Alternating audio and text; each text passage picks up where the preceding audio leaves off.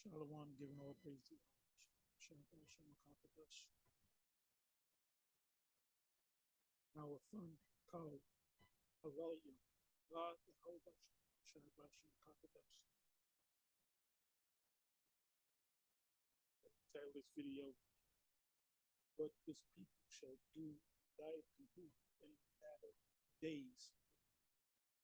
I don't know where I'm going to go with this, but I'm going to see where the Spirit takes me. I was looking at some other topics to go into.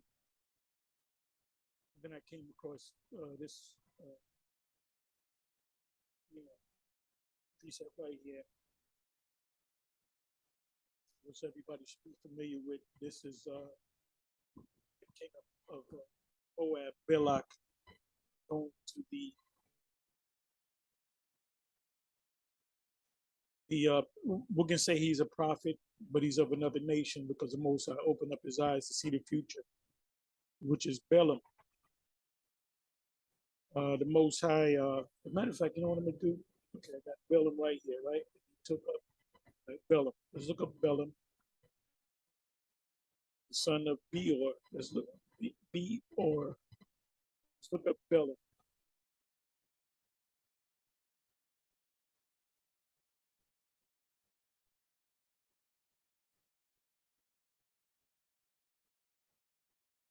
Balaam,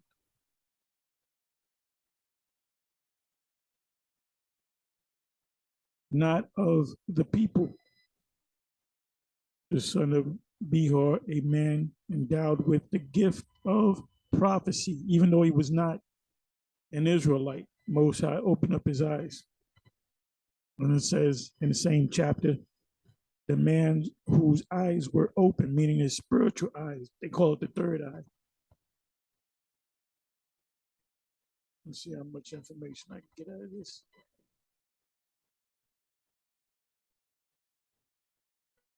A Mesopotamian prophet, also a place in Palestine.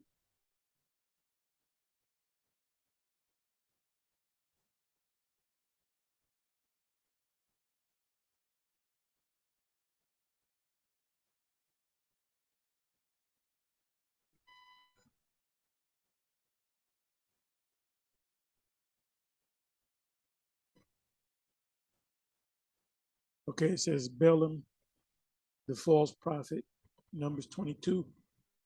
He was a prophet. He wasn't a false prophet because he told the truth. So I don't know what this is all about. He was a prophet, but he wasn't an Israelite. The Most High opened up this heathen's eyes. Okay, Balaam, the false prophet, which he really wasn't a false prophet. He was just not an Israelite. That's why he made a statement at the end, when everything's said and done. I wish I could be one of these people, and he knew he couldn't. He'll be a lower ranking in the kingdom. Well, he should be happy that he's not an Edomite.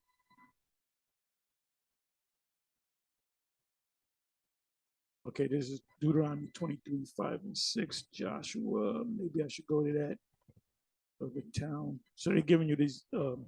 It's also a land, a spread of land.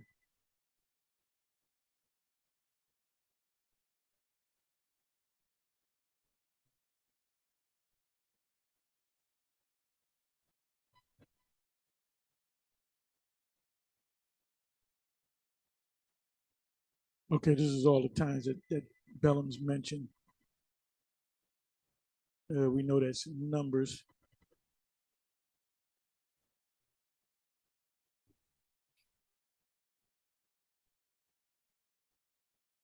Okay, let's see what this says. Deuteronomy 23, verse 4. Because they met you not with bread and with water in the way when ye came forth out of Egypt, and because they hired against thee Balaam, the son of Behor, of Pathro of Mesopotamia, to curse thee. Let me open this up.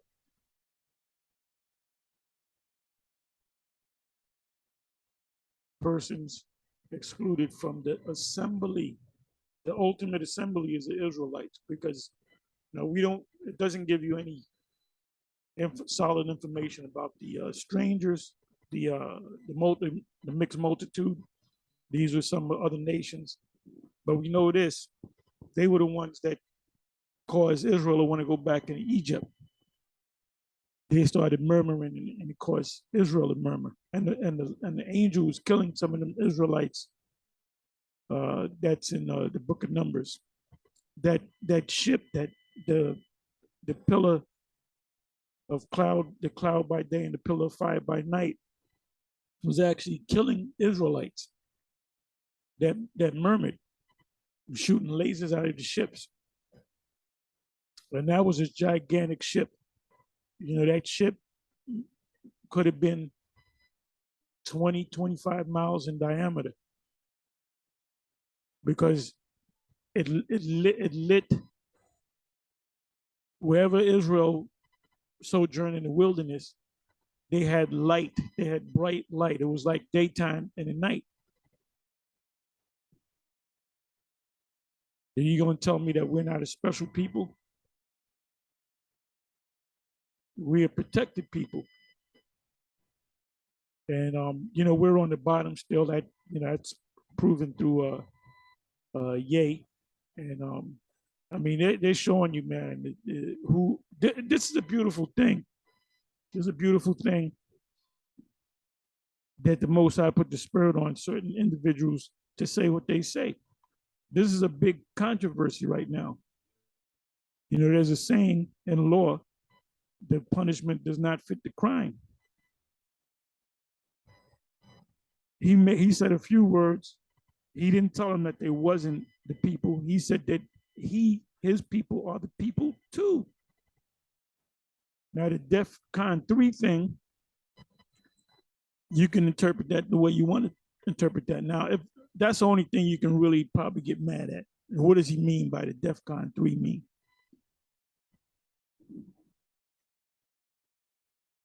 But other than that, he said that you were the people, but that he was one of the people too. And he mentioned the 12 tribes. And then he came back, and this was all on the web last night,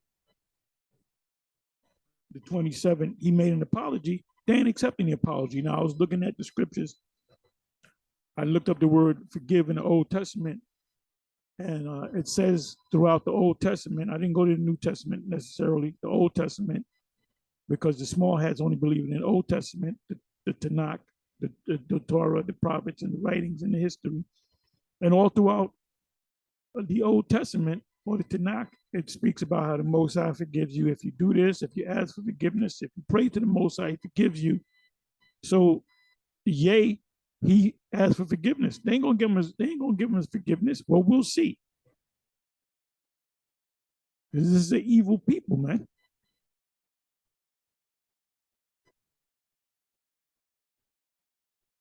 Anyway,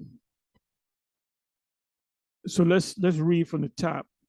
And I'm going with the Spirit. I don't know where I'm going to go with this. I don't know where the Spirit's going to hit it, hit a name, click on a word, and see where it takes me to. He that is, so this could be a good video or not so good video. Like I said, I hadn't planned nothing, so I don't know what precepts I'm going to go to. He that is wounded in the stones, he hath his privy member cut off. Wounded in stone. Now there's a law where if two men are fighting and the wife of the one man grabs the other man by the privates, meaning wounded him, she should get both her hands cut off. And you don't hear any camps doing that, because that would be, man, can you imagine vocab? Yeah, these guys. And that answers the question, do we keep all the laws? Absolutely not. There's no way you can keep that law. There's no way you can keep that law. There's a lot of laws you can't keep. We're not set up to keep in this land. None of you guys keep the Passover properly. You need to have a farm and you need to pick out a lamb, sheep of a male. It has to be a male. It has to be a 1 year old. It has to be without blemish. So you need a farm to do that. Another thing, when you keep the Passover, if you enter into a house, you take the blood from the lamb or the sheep, you put it on the doorpost or the goat. The word goat is in there too. You put it on the doorpost, and you don't leave that house until the morning. So how many of y'all are doing that? You go into a hotel.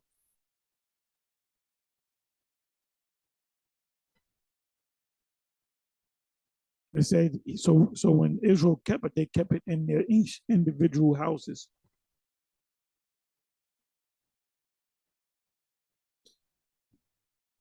First verse: He that is wounded in the stones, or hath his privacy member cut off, and this is something that Esau used to do. Esau, Edom used to do to the Jake slaves when they would, hang them, crucify them, lynch them, set them on fire, and then they would cut off his, his reproductive member and put it in a jar and pass it around. It would be like a souvenir. They would take your skin, they would cut your skin off and make leather garments with your skin. It was said Hitler did that to the small hats. And there's a picture, I actually have a picture of that. I did a video on it where it shows an actual jacket that they sell. They sell of a Jake's like face, part of his face and his body, that they made a leather jacket from that. And you can do that because your skin is leather. When you dry the skin out, it's leather.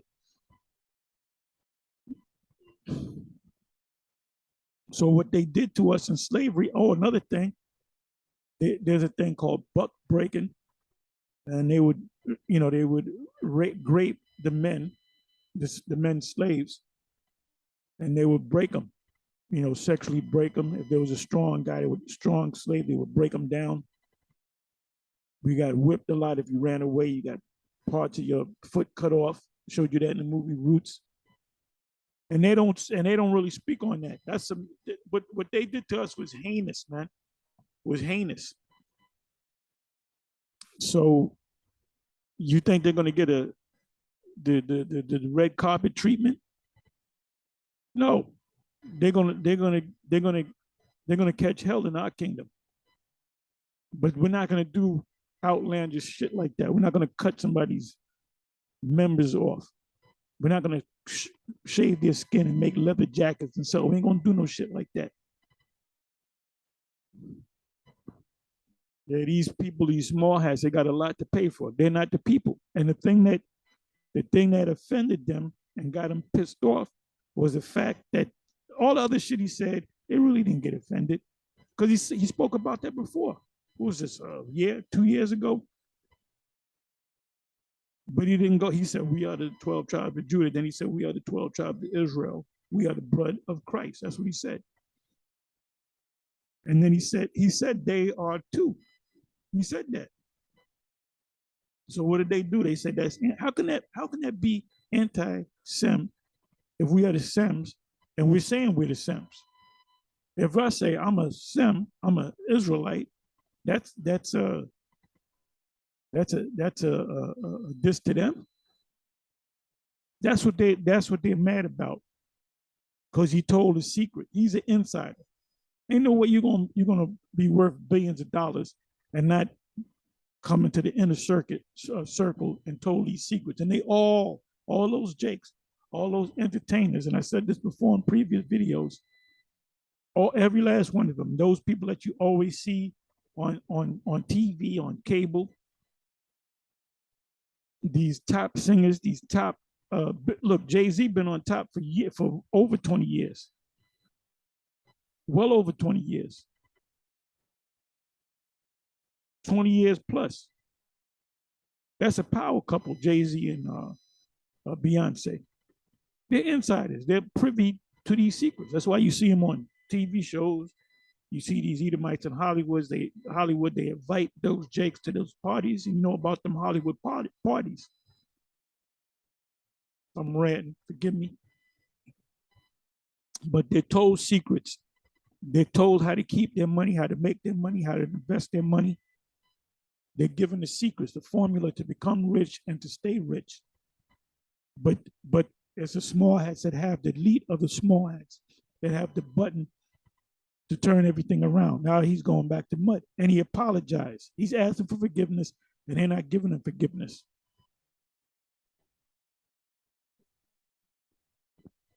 You better hope that the kingdom never comes. It says, shall not enter into the congregation of Yahweh. A bastard shall not enter into the congregation of Yahweh. Even now, when you look up that word bastard, it means a lot of things, but the main thing it means incest. Brother and sister get together, have a child. They're not to enter into the congregation. Now, I did a video on close relatives, like your nieces and your cousins. I wouldn't do nothing like that today. We would frown. We could look on you sideways if you did that.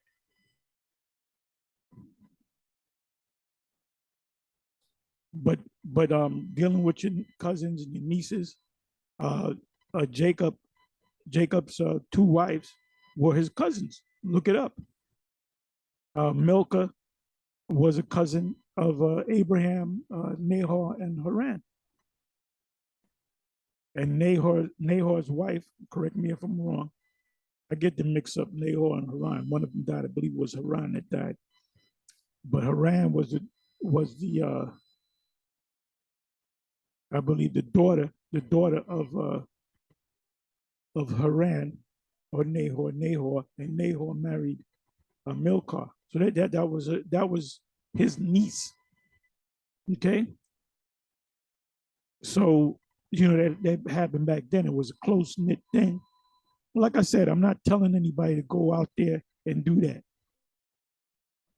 Could you imagine? I can imagine myself marrying my niece, and my whole family would cut me off.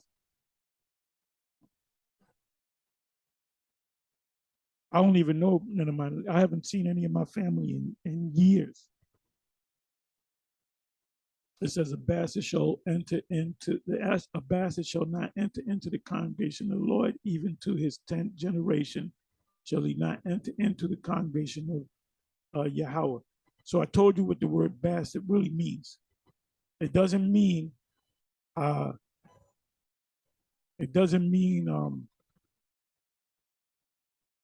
well, if that's the case, Solomon's wife was an Ammonite that, among other women, that he had his son became king, which was Rehoboam.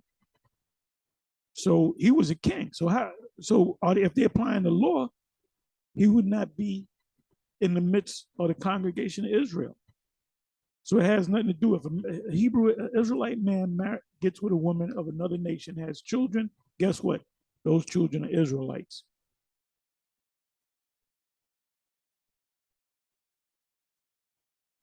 Third verse, and Ammonite or Moabite shall not enter into the congregation of Yahweh, even to their 10th generation shall they not enter into the congregation of Yahweh forever. Because the Moabite, we ain't dealing with no Moabites, we ain't dealing with no Ammonites, even to their 10th generation, because they met you not with bread. And Esau was the same way. Moses sent messengers to the king of Esau. Can we go through the king's highway? He said, no. If you attempt to do it, we're going to come at you with swords. So they always talking this crap about we ain't supposed to hate an Edomite, but the Edomite can hate us. And with water in the way, when ye came forth out of Mizraim should be there, and because they hired against thee, Balaam. So they knew Balaam. Balaam was a spiritual man, even though he was of another nation, and he actually was visited by the Most High. the spirits came to him and showed him the future. The spirits, the great spirit, Yahweh Bashem Yahushai Bashem Kakwadash, showed him what's getting ready to happen. When all hell breaks loose and the Most High raises up Israel, the saints of the Most High shall take the kingdom. He saw that. He saw what John saw. He saw what Isaiah saw.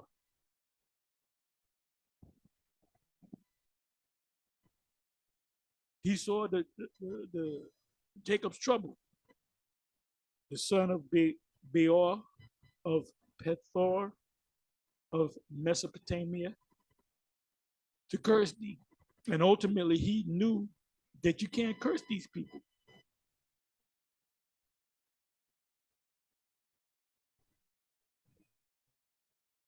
Read one more verse. Nevertheless, Yahweh, that power would not hearken unto Balaam. So what does that mean? Nevertheless, Yahweh, thy power would not hearken unto Balaam. If he was to put the curses up and Balaam knew that, and he straightened out Balak, he said, man, I can curse these other nations, but I can't put these curses up on Israel. He realized that. Most High opened up his eyes. He said, look, I'm going to show you what these people that you're getting ready to curse, I'm going to show you what they're ultimately going to do to these other nations. And Edom, the Amalekites, and other nations round about, he actually saw the Israelites destroying the other nations. And that's getting ready to happen, the time of Jacob's trouble.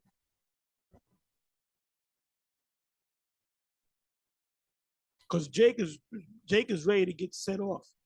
Jake is ready. Shit is getting hot. Everything's heating up. And what if they was to kill Kanye?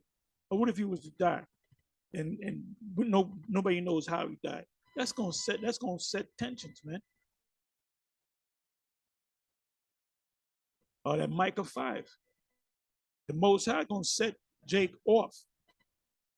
Not you that are of the elect, so you don't get involved in that.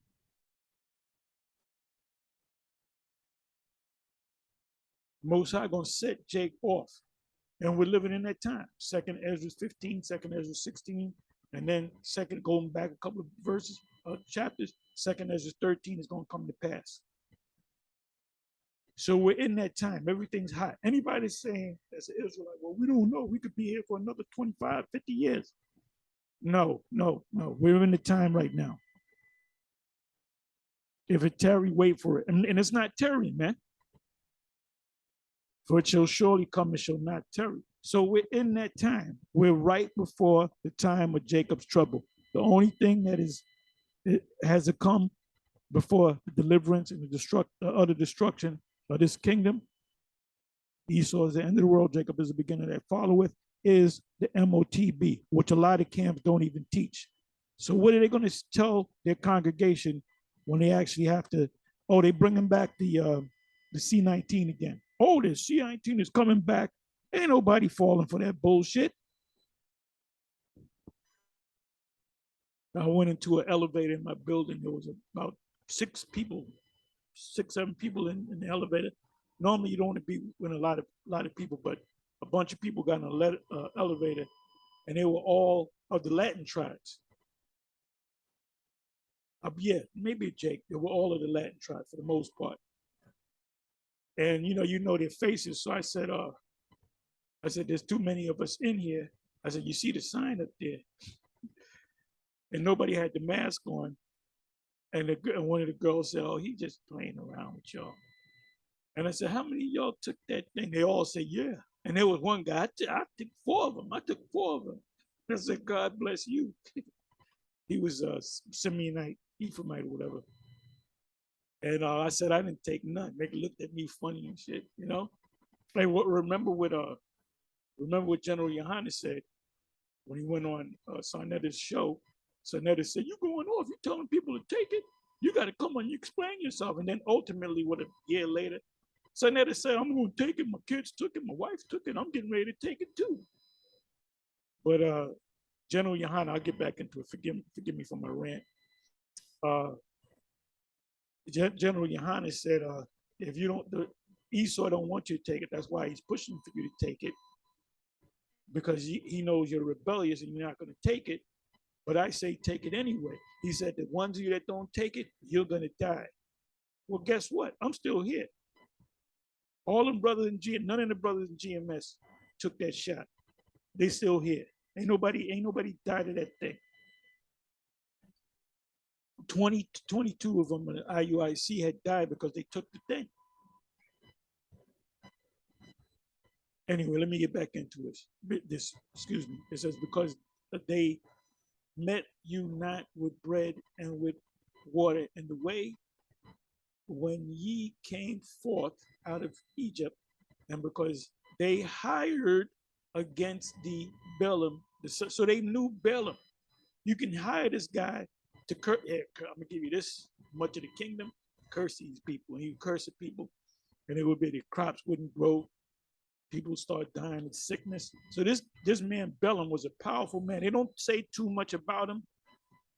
They from Mesopotamia, which where Abraham came. He came from Ur. So to go from Ur to Haran, you have to go walk through Mesopotamia.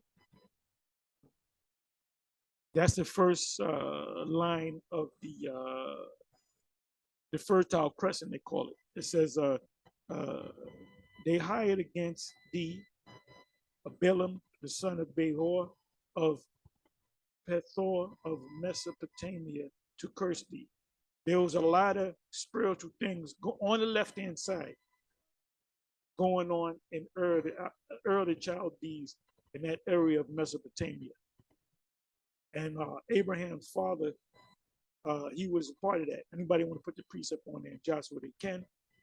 He was a part of that, and the Most High wasn't coming for Terah, the father of Abraham, or his brothers. The Most High pulled out his sons, Terah's sons, but his spirit fell on Abraham or Abram at that time, because he was setting up what? He was setting up the righteous people.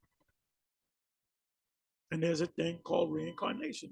Reincarnation is a biblical concept.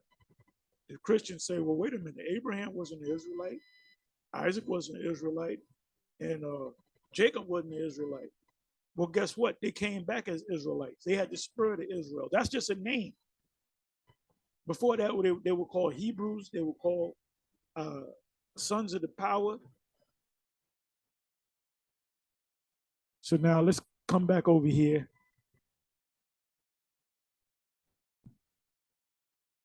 And I love this story concerning what Balaam saw. He told them that they're not going to be recognized among the nations in Numbers 23.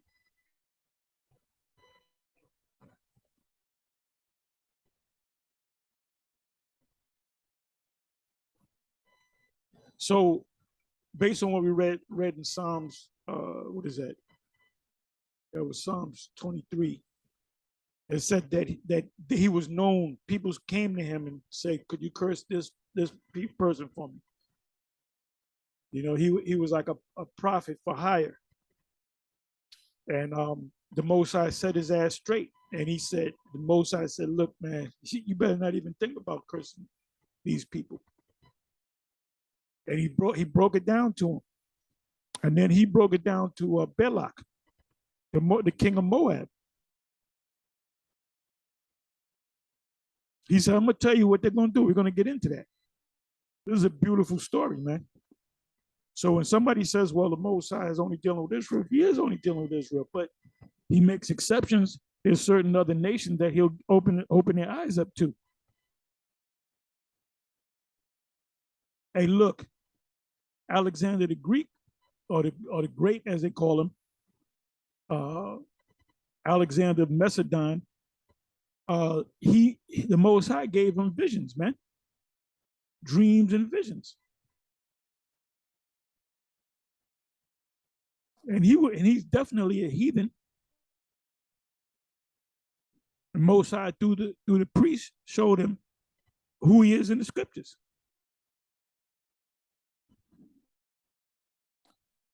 So it said in the 13th verse, if Balak would give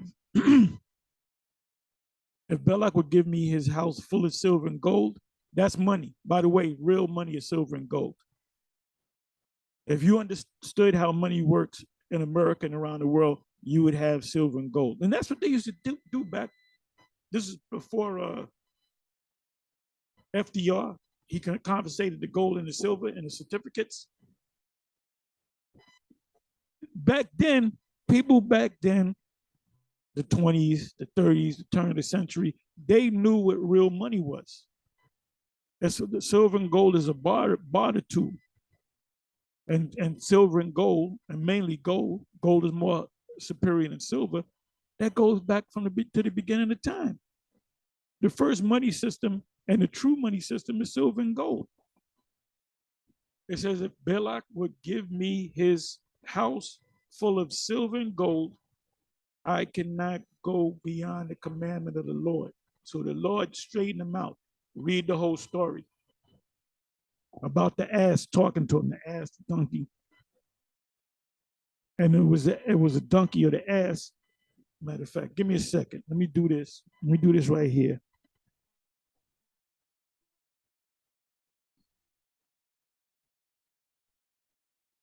I'm sorry, cut this. Okay, there has to be the, let me try it this way. Let me do it this way. Bear with me for a minute. Please bear with me.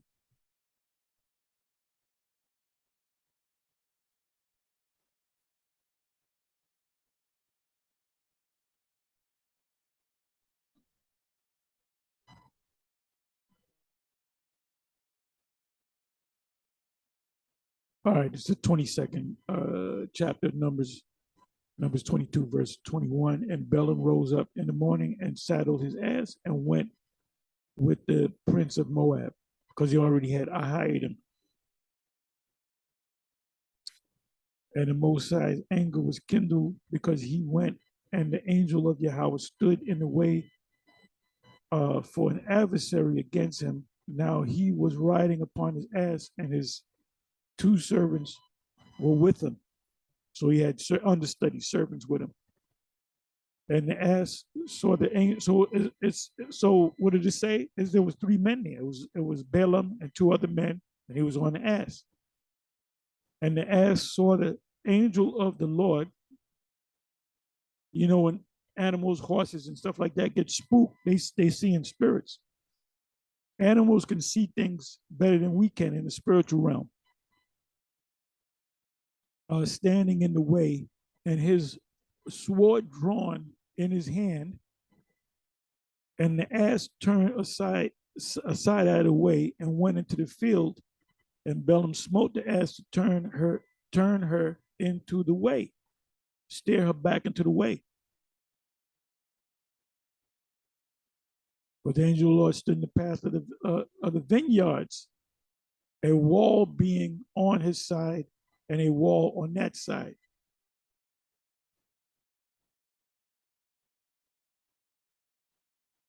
And when the ass saw the angel of the Lord, she thrust herself into the wall and crushed Balaam's foot against the wall, and he smote her again. And the angel of the Lord went further. And this shows you that the Most High has a sense of humor. It shows you that the angels have a sense of humor, because the Most High said, just mess with this guy. So the angels say, you know what? I'm going to appear before the horse. I mean, the ass, and the ass is going to see me with the sword, but Balaam's eyes is not going to be open yet. Because remember, it said in Numbers 23, his eyes shall be open. It says, and the angel of Yahweh went further and stood in the narrow places where was no way to turn aside to the right hand or to the left. And when The ass saw the angel of Yahweh. She fell down under Balaam, and Balaam's anger was kindled, and he smote the ass with a staff. And Yahweh opened the eyes, and and Yahweh opened the mouth of the ass. And she said unto Balaam, what have I done unto thee that thou hast smitten me these 3 times? Now I'm gonna give it to you in the hood translation. Nigga, why you keep hitting me, nigga? What the hell did I do to you that you hit me, nigga? Gotta have fun with this, bro. It says, and Balaam said unto the ass, because thou hast mocked me, I would there were a sword in my hand, for now will I kill thee. And said, look, nigga, and then he's talking, he doesn't realize yet that he's talking to an ass. He's having a conversation with the ass. And he said, look, nigga, if I had a sword, I'll chop your motherfucking head off. Excuse my French. And the ass said unto Balaam, am not I thine ass, upon which thou hast ridden ever since I was dying unto this day? Was I never want to do so unto thee? And he said, no, you never. You always been. You always been a good ass. And the Lord opened the eyes of Balaam. That shows you, man. All praises. Kal Halayim Yahweh Ba'Shem Yahweh Shai Ba'Shem Rakah Kodash. Now a thun Kal Halayim La Yahweh Ba'Shem Yahweh Shai Ba'Shem Rakah Kodash. The Most High does not come. He comes the way he want to come. He plays with you. The so-called UFOs, the UAPs, the UFOs, whatever you want to call them, they're all over the place. Everybody's seeing them. Can't hide them no more. And they can come, and a radar can pick them up, but the naked eye can't see them. The naked eye can see them, but a radar can't pick it up. The naked eye can see them, but you pull out a camera. I saw a bunch of UFOs that were bright red, like fire truck red, that they were coming, three by threes, and they would disappear into the sky. Then the last one, I said, well, the clouds, it disappeared into the clouds. The last one never disappeared, and it went the same direction. And I took out my camera, and I couldn't pick it up on camera, period. It was black. It had enough light and everything, but I couldn't pick up any. I saw it with my naked eyes, but I couldn't. I wanted to film it because it was clear. I mean, you can't get around it. It wasn't a weather balloon. It wasn't a blimp. It wasn't a helicopter. It didn't make no noise. They didn't make no noise. It wasn't a plane, because there were planes flying around. It was something, as Esau uses the term, otherworldly, meaning from another world. And I saw them crystal clear, but I couldn't. And I grabbed my camera because they kept coming, and I couldn't. It was black. It was black. Then after, when they left, I filmed again to the houses or whatever that was there. It came out. But when I went to film those orbs, they never came out. The screen was black. So guess what? The angel opened the eyes of the ass, where he can clearly see. Then the angel, then the angel, and then the angel, or the Lord, let's say the Lord, through the angel, opened up the mouth of the ass to talk. Yahweh Ba'Shem Yahweh Shai going to show his power.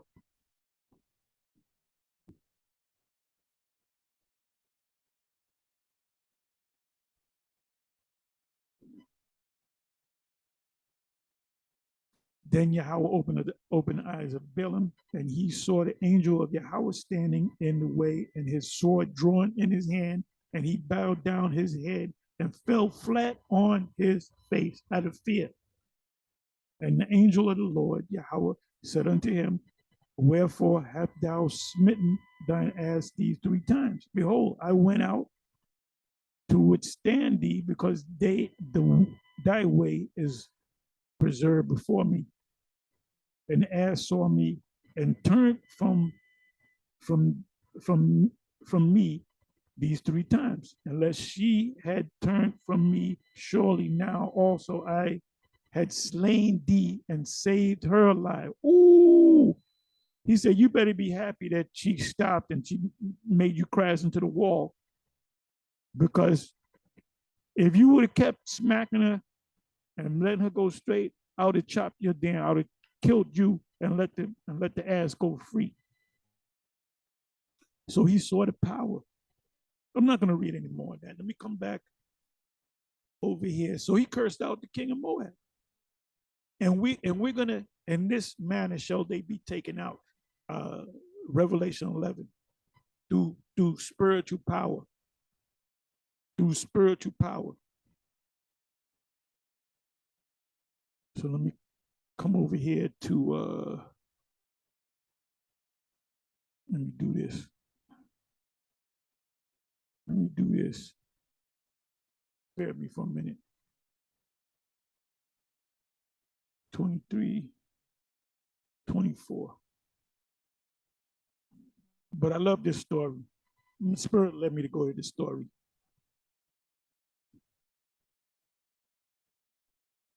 So let's go back over here. And let me get ready to close it. Like I said, I didn't have anything to really go into, but the Spirit led me into this. So you like bedtime stories, you got a bedtime story. And you got to believe it, man. You know, you look at this and you use your logic. Well, like that, there's no way to ask and talk, this, that, and the other. There's no such thing as angels. But yet everybody in their mama seeing UFOs. And Esau is scared to death. The heathen are dismayed by them, by the signs of heaven. Numbers 24, verse 13. If Abimelech would give me his house full of silver and gold, I cannot go beyond the commandments of Yahweh to do either good or bad of mine own mind. But what Yahweh saith, that will I speak. Because he got an attitude adjustment. And now behold, I go unto my people. Come therefore, and I will advertise thee what this people, the Israelites, shall do to thy people in the latter days. Anytime you come across the word latter days, it's always talking about the end days. Let me do this. Let me do this.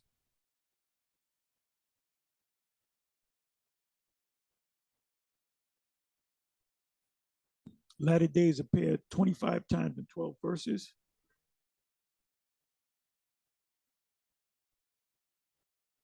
I mean, this is a topic right here. You could do a topic just on the latter days. I mean, you got 25 verses.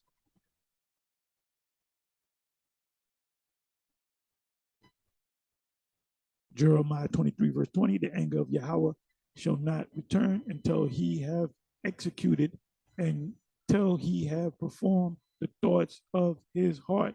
In the latter days, ye shall consider it perfectly. Because when the Most High shows himself, he's going to show out. He's going to bring out all the toys, so to speak. He's going to open up on these people, such as they've not seen. The strangeness of his salvation. And you people that came into this thing and you fell off and went back into the world, because you ain't keeping the Passover, you ain't keeping the Sabbath, you ain't out there teaching. You just went back to being a Baptist or whatever the hell you were. And you're gonna get the same punishment as Esau. Jeremiah 30, verse 24. And every last one of you, and it's beautiful that Ye said what he said, because he put that out there, which created the controversy. We are the 12 tribes of Israel. He actually said it right this time. Last time he said Judah. He said, we are the 12 tribes of Israel. And people, they said, well, yeah, I'll be watching this Hebrew Israelites all over YouTube and so forth. So it's going to make a lot of them that are of the elect. They're going to get deeper into this. Remember, Vocab Malone got some data together, and he came to the conclusion that there's about 13 million Negroes, not Benjamin, Levi, and other tribes. He said there's about 13 million so-called Negroes that identify with Hebrew Israelism. And I'm pretty sure the number went up. You got these pundits and these, you got these other, you got the consciousness community, you got these other groups of jakes with their own spin on things. You know, how they're going to get things from the Esau and what they're going to do. And we got to go back to Kemetic. Guess what? Every last one of y'all, if you're still here, you're going to get Karagmad, and then you're going to die. You ain't part of the elect. Mosai is only dealing with the elect. We're not here to save everybody. Jeremiah 30, verse 24. That's a short chapter, Jeremiah 30 and 24. When you read Jeremiah 34 from 1 to the very last verse, it speaks about the ships, it speaks about the destruction, and it actually mentions the time of Jacob's trouble. So you got people saying, well, the time of Jacob's trouble is every time we got in trouble. Nope. The time of Jacob's trouble is we never been in a time, we've been in trouble, but we've never been in a time of Jacob's trouble. Because what's going to cap off the time of Jacob's trouble? When Michael comes back. When that means is when the Lord comes back, when the innumerable amount of angels come back and tear shit up and burn this place. The great altar, Babylon the Great. This is an altar. It said the fierce anger of Yahweh shall not return until he have done it and until he have performed the intents of his heart. In the latter days ye shall consider it.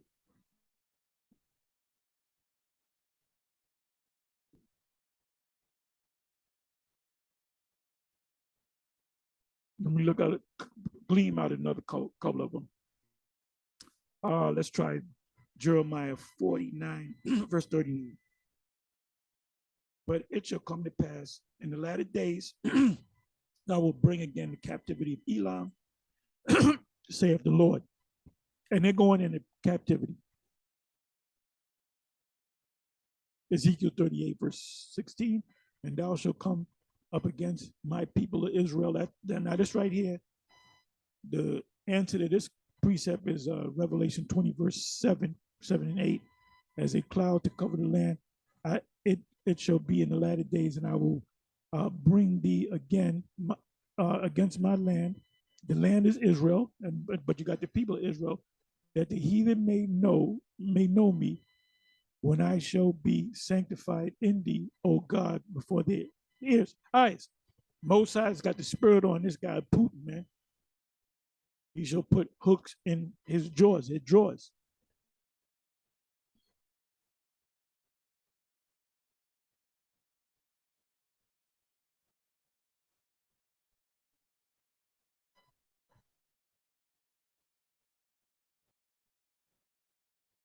Daniel 2, verse 28.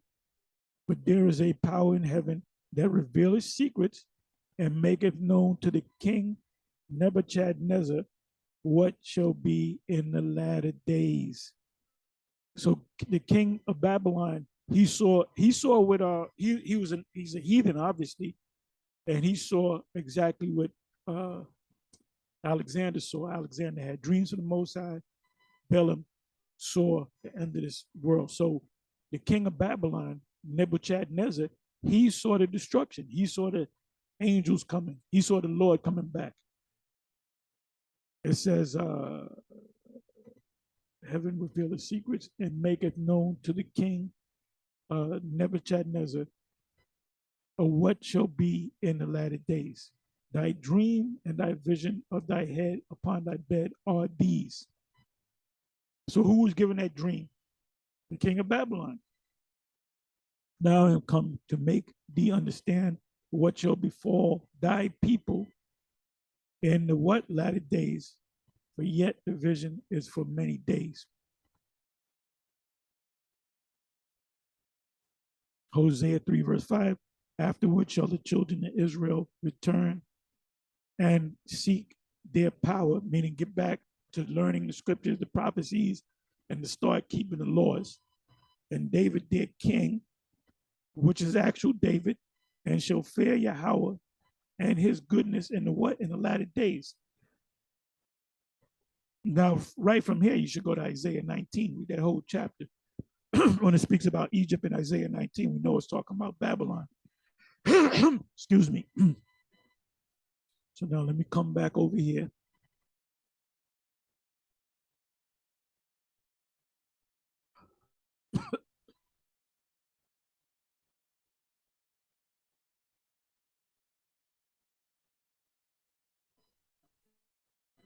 $14. I'm gonna tell you what's gonna happen in the latter days. What these Israelites gonna do to you and all these other people around about.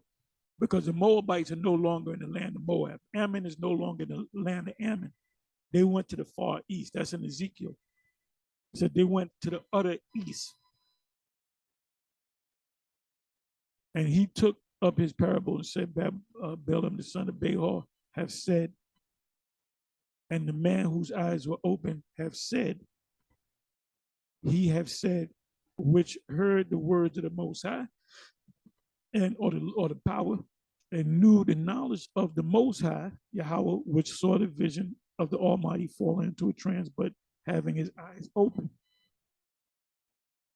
See, Esau sees that, he'll put you in a damn hospital and put meds in you, because Esau is not a spiritual man. Every answer that he has is what his science is. I shall see him, but not now. I shall behold him, but not nigh. There shall come a star out of Jacob. That's talking about Yahushai. And the word star also means Lucifer. The old day star is Lucifer. Lucifer just means old day star. Now the answer to that is in Revelation 22. And a scepter shall, what does it say in Genesis 49? Until Shiloh comes, shall rise out of Yasha'Allah, as Revelation 12, and be caught up in the heaven to his throne, and shall smite the corners of Moab and destroy all the children of Seth. And Edom shall be a possession. Seir also shall be a possession for his enemies, and Israel shall do valiantly. So we're going to get Edom, and we're going to take their land. Amos 9, Amos 9 and 12. When it speaks about the remnant of Edom, that's talking about their land, because they're not going to be there. They're going to be scattered among Israel to be slaves. They're not going to have no land to go to. Out of Jacob, which is Israel, shall come. Jacob and Israel are interchangeable, because we were already named numbers during this time period. We were already being called Israelites, right? But then every once in a while, they'll say Jacob. No, it's not talking about the man Jacob. It's talking about the sons of Jacob. Out of Jacob shall come he that shall have dominion. The saints of the Most High shall take the kingdom and possess the kingdom forever. What is that? Daniel 1 and 18. And that's a beautiful chapter right there. And we should all know it. I mean, somebody could do a breakdown on that. Back to the basics. And shall destroy him that remaineth of the city. What's the ultimate city? Babylon, because he's going to destroy Babylon. And when he looked on Amalek, now we know who they are. We know who they are.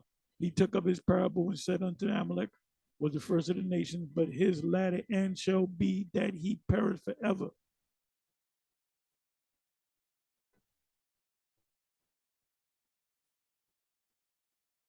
What does the word perish mean? I'm going to close on this.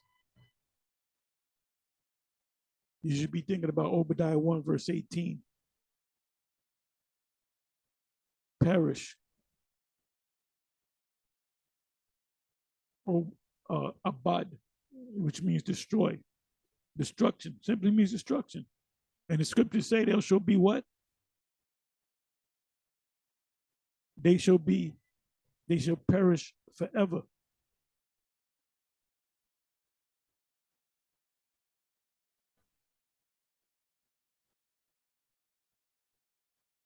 Anyway, with that, I'm going to say shalom.